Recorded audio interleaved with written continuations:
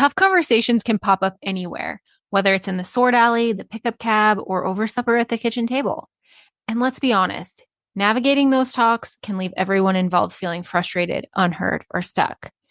That's why I created a free guide, Handling Hard Conversations, 3 Steps to Creating Space for Clarity, Connection, and Mutual Respect. In this quick and practical resource, you will learn how to pause and ground yourself before your emotions run wild, validate both yourself and others, building trust, and how to ask honest questions that lead to real connection. These 3 simple steps can help you communicate better and keep your relationships, whether it's with your family, your crew, or your spouse, strong and steady, even on the hard days. Download your free copy today and start moving more smoothly through those hard conversations with confidence. The link is in the show notes, so go grab it now. Here's to drawing good movement.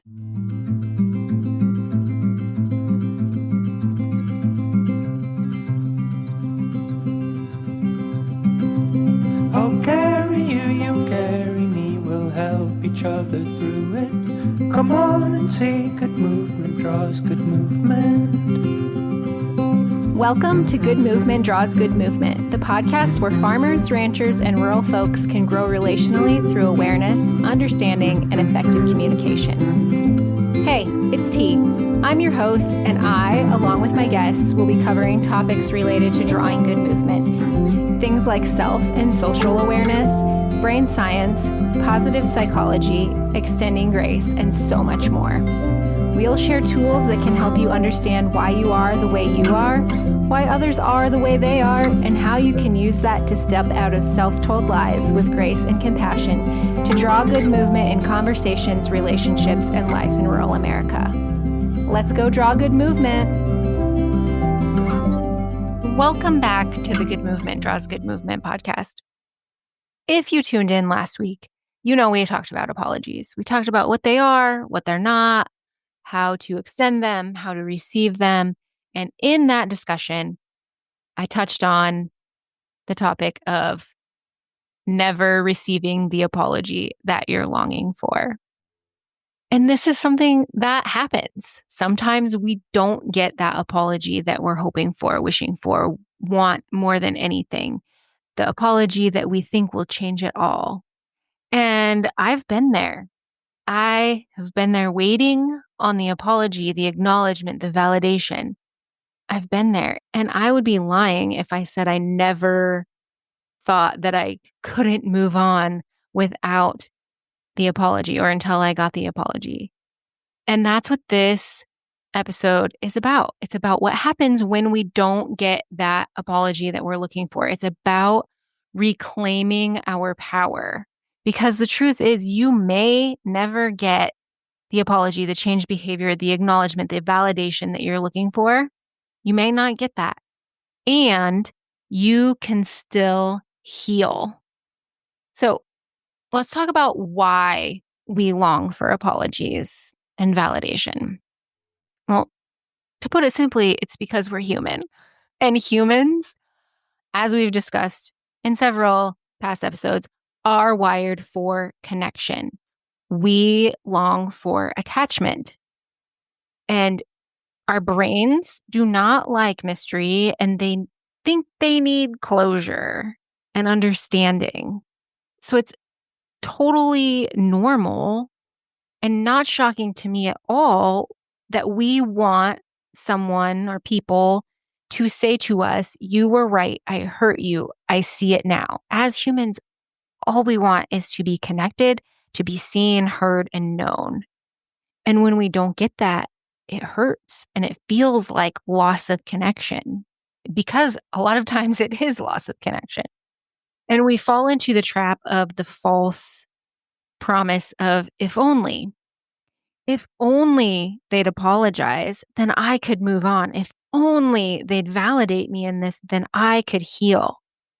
But that keeps our healing tied to someone else's capacity or willingness to apologize, to see us, to validate us. And they may not have that capacity.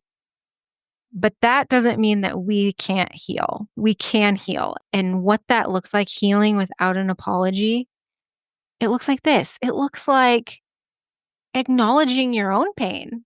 You don't need someone else's apology to acknowledge and validate your pain. You can say to yourself, what happened was real. It hurt. And this validation, that doesn't have to come from anyone else. That can come from you. You can name the harm without agreement from the one who caused it.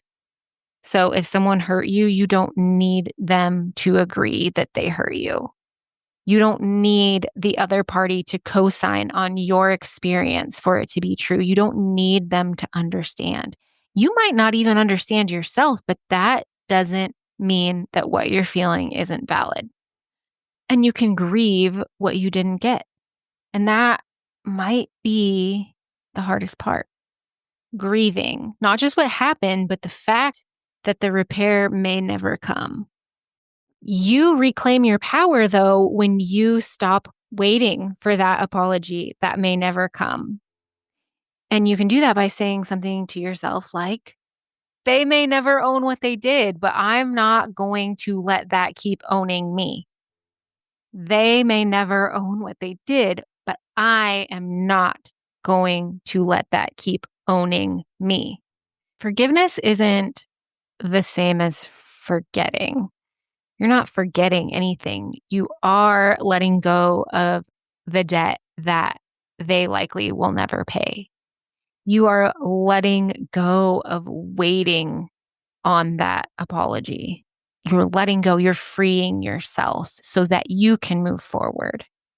And here are a few ways that you can begin that process of moving forward. First of all, you can name the truth of what happened in your journal out loud. You can validate your own feelings. And then practice saying things like, it mattered, and I don't need them to get it, to understand it in order to heal. And then you can also talk to someone. Talk to someone who can reflect back to you your pain with belief, someone who sees you. It definitely doesn't have to be the person who you're hoping to get the apology from, but someone like a friend, a therapist, a guide, a group like the collective, somebody who sees you, who can reflect back to you your experience, your pain with belief instead of doubt or blame. So, to wrap this all up, you might not get the apology that you're looking for.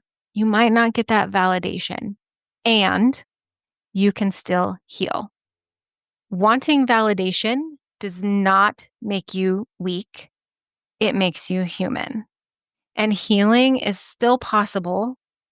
And it's a whole lot lighter when it's not tangled up in someone else's growth curve. It's a whole lot easier when you untether yourself from the other person. So I want to leave you with this journal prompt. What am I still waiting for someone else to give me? What might change if I gave it to myself instead? And with that, until next time, draw a good movement. Thanks so much for tuning in. I'm so grateful for you. If you found value in this episode, I'd love for you to share with others who might also benefit from tuning in. Share by word of mouth, send it in a text, take a screenshot and post it on social media, or share however you prefer. And if you haven't already, hit the follow or subscribe button so you never miss an episode. Until next time, draw good movement.